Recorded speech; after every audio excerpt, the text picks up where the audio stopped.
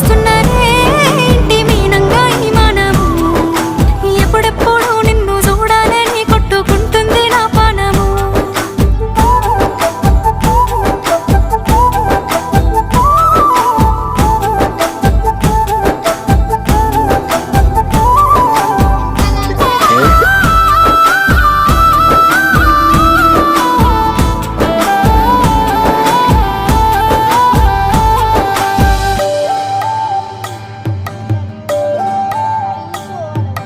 ఖర్జూరాల కన్నా